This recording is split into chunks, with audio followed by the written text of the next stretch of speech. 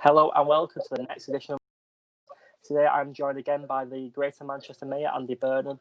Since we last spoke, Andy's been working with Wigan MP and Labour MP Lisa Nandy on an open letter to the EFL asking them to suspend the 12-point deduction. So Andy, I was just wondering if you could give me a quick update of what you've been doing over the last week. Yeah, it was good to talk to you again, Jay. And as we speak, we're going to 1-0 up. So let's hope that stays the case. Well, we've been doing a lot, having a lot of conversations, Lisa and I. And as you say, we wrote to Rick Parry. It was last Friday. So yesterday we had a reply, and I've got to say it's a pretty sympathetic reply, committing to an investigation and also offering us a meeting. So we're in the process of setting that up now. Reading between the lines, I get the feeling that the league want the same as us, I guess. Yeah, obviously, we're going to have to sort of find out what they did, what they didn't do, what should have been done differently. But anyway, that's for another day. But I don't get any sense that the league are sort of disagreeing with what we want, which is to save this football club and save people's jobs. Absolutely. When do you think this meeting will take place? And obviously, what are your aims going into the meeting, and what points are you going to be getting across? You'll have to disclose that. Well, I hope to arrange it sometime next week. And as I say, I'm pleased that the league have organised an investigation, but I think the point I'll get across to Rick is there can't be any sort of, holding back from. If the league needs to be honest, it just needs to be honest about things that were not done properly. But anyway, let's have a proper investigation of what happened, because that's going to be crucial, isn't it, to issues about like the 12 points, etc. So, and that's one thing I'll be saying to him next week. I think we do need an overhaul of the fit and proper persons test, and I think he alludes a little to that in his letter. Where we have, I think, a lot of common ground with him is that we need to see football itself take responsibility for supporting clubs right down the leagues financially, and the Premier League needs to start giving up some of its billions to support Championship, League One, and League Two and below. Absolutely, and during this time as well, lower league football clubs will be struggling with the pandemic. And earlier today, Rick Parry made a few media appearances, and he said the clubs, everyone will need to take a collective responsibility for what's happened at Wigan. Have you got any thoughts to that comment? Well, no, I've not heard that comment, Jay, to be honest with you. So I don't know what is meant by that. I think it's very hard to run a football club in the Championship, isn't it? Financially. So I don't think we know who's to blame here, do we? That's the point in saying we need an independent investigation into this. And then once we know what happened, accountability needs to be had, doesn't it? And those who have let the club get to this position need to be held accountable for that. You can't punish the supporters for the failures of anybody in a position of authority in the game. So I think we mustn't. It needs to be done quickly, and it needs to be done honestly. And I guess that's the point I'll be making to him when I speak to him. And what I don't want to see is finger pointing. Oh, they did this, or we just need quickly to get to the truth of what's happened, so that we can get this club back on its feet. If it's going to be a success, do you think, like you said, all parties need to kind of own up to what they've done and not kind of place the blame elsewhere? I'd say so. I just think it needs to be an open and honest sort of exercise. The Football League needs to improve its act when it comes to fit and proper person test. Now, I'm not just talking about the Football League under Rick Parry. It goes back a number of years, doesn't it? We've got Berry, but we've got other situations as well where, the feeling has been, and I'm certainly one of those who feels this, it hasn't been at all stringently applied enough. So, that's what I'm looking for. A proper investigation, no hiding from what went wrong. Perhaps nobody could legislate for the actions of these people in terms of what they said when they were transferring the ownership and then what happened afterwards. But let's find out. I think that there clearly will be lessons to be learned, no doubt about it. Absolutely. What do you think of the Wigan Athletics' chances of obviously winning the appeal and having the 12-point deduction either suspended or obviously overturned? Well, I mean, he explains in the letter that it's automatic, and we do understand that, but it's only in circumstances where it's completely out of a club's control that it can be looked at again. And I think my reading of the situation is that there's a really good case to say that is exactly what's happened to Wigan Athletic, because the authorities approve somebody as a new owner a matter of days before that person plunges it into administration. How could anyone legislate for that? Because it doesn't make sense, does it? It still does not make any sense at all, and there must be something behind this that we don't yet know. So I think the club must have a strong case for its appeal, and I hope it does appeal. It makes clear in the letter that there can be an appeal, and I understand one is being lodged. And I would be very interested to see how that is heard, because I think the investigation will reveal the extent to which there's a case. But it feels to me as though there is a very good case for Wigan to have these points suspended.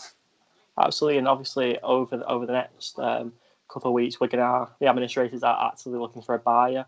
How important is this next move to assess which new owner will get the chance to own the club? Yeah, so here's where I can help a bit, Jay. I would love to see a local buyer emerge. I know there's been some talk about Warriors and a bit more connection there. Obviously maybe there's different feelings amongst the fans about that, but I mean, I would say it's got to make sense, hasn't it, to have owners that kind of know the club, are knitted into the local community. That I think is the ideal scenario, or at least let's say Greater Manchester-based people, and that's where I can come in. I can possibly help with some introductions there to people who may be interested in supporting the club. So I'm going to make my team at the Greater Manchester level available to support any local buyers, and we'll see where that takes us. But I think that's ideally what we would like to see emerge. People who demonstrably can be trusted to have the club's interests at heart. Yes, because obviously we don't want another situation like this happening in the near future. On to matters on the pitch. The players are currently playing on 20% or less pay. As we said earlier, they're currently winning against QPR. How much can you praise their spirit for still fighting for the club as much as they are without pay? Oh no! The reports I'm hearing now that no one's holding back and no one's going hiding, which is brilliant, isn't it? It's what everyone wants to see in these situations. So credit to them. I've been in touch with Peter Reid a little over recent days, and I know his commitment is absolute to Paul Cook. Do you know what? One thing that really struck me today was reading a tweet from Lisa saying that Paul had been ringing staff who'd been made redundant. That's what you want to see, isn't it? It's not just about the players, and although it's great to see the players putting it in, but it's that sense that this club is a family, and it's kind of like looking after everybody, all the way down at the club. So I think it's been amazing to see what we've seen over the last week, and you've played a fantastic role in that. So have so many other people who've exposed the scandal that's been unfolding here. It's great to see the kind of love for the club pouring out, and that's obvious. And it's good to see the players responding to that tonight. So let's hope they can hang on. But the club's fighting for its life, isn't it? And what you want in a moment like this is to people to kind of space up to that fight and really get out there and show that it means something to them. And it feels to me that is what is being shown by everyone connected with Wigan Athletic Football Club. The club has been brilliant in their fight. It was said on the commentary earlier that over £135,000 have been raised since last Friday on crowdfunding. I mean, that is such a massive effort, and it's a massive team effort to save the club. Do you feel like Wigan will possibly, if you do find the right buyer, come out a bit stronger with a more united community and a more togetherness front? It can happen, can't it? And it feels that could happen here. A lot to be played out yet. And as I say, I mentioned the letter I got from Rick Parry earlier. I think it's important for us all to, let's give people the benefit of the doubt in this moment. If anybody in their heart wants to help save Wigan Athletic Football Club, then I think we're going to have to work with everybody who's got that shared objective at the moment, and pull together as much as we possibly can. I'm really amazed at the fundraising efforts that have been going on. As I say, anyone who cares about this club at any level of English football, who's prepared to help save it, then it's my job to sort of kind of bring those people together to see if we can pull this off. A long way to go, but you're right. I mean, this club is strong. I mean, we've always seen that, haven't we?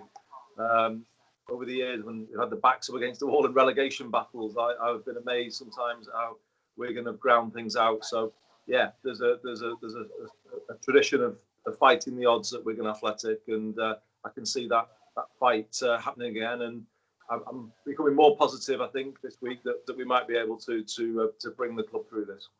Absolutely. Wigan fans' motto has always been to believe, and the fans are certainly doing that right now, that they can believe that they can save the club, they can fight this and fight to the very end.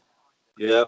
Well, I remember being at Goodison Park once when I was kind of in the pub before the match, getting ready to book my trip to the FA Cup semi-final, because we just had Wigan in the quarter-final. It was going to be easy, and I remember being completely played off the park by a Wigan Athletic team that I think it was Kone, wasn't it, that day, that kind of ran the show, if I remember. Yeah, he didn't get the score sheet, but it was brilliant.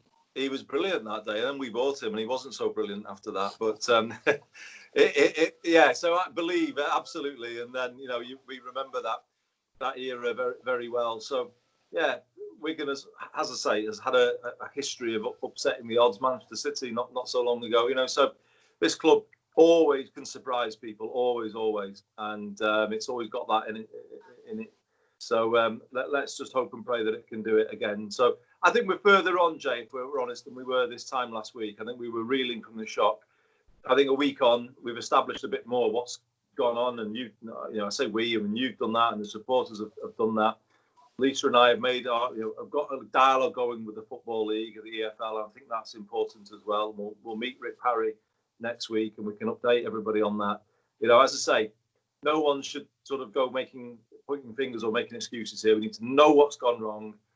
People need to hold their hands up and accept their part in what's gone wrong, and then we need to fix it. And if there are bigger issues falling out of it all for English football in terms of independent regulation, redistribution of money from the Premier League, we'll take those on, won't we, when the time comes? But let's first and foremost sort out what's gone on here. People accept their responsibility for what's happened, fix it, get the club back on its feet, and then let's see if we can move forward, and hopefully in the Championship. Absolutely, and I'd like to say thank you so much for all the work you've been doing with yourself and Lisa. It's really nice to have the support of our local MPs fighting our corner when the odds are stacked against us. Well, Lisa's been brilliant, and Lisa's been keeping me informed. And to be honest, Lisa's been doing more of the legwork, if I'm honest, Jay. So yeah, she's been fantastic the last few days, and that's what you want in a local MP, isn't it? Absolutely there when the town needs your member of parliament, and Lisa's done that. I'm here to support her. I know quite a bit about football, people in the game, a bit of a history in these issues, so I can help, and I am helping her. But we're just here. It's our job. I'm elected representative of the Wigan Borough, like Lisa. We're working together on this with no other motivation than saving this fantastic, proud old football club. Thank you very much. And can we possibly arrange another podcast like this to talk about the EFL night meeting? We can. So it'll be this time next week, eh?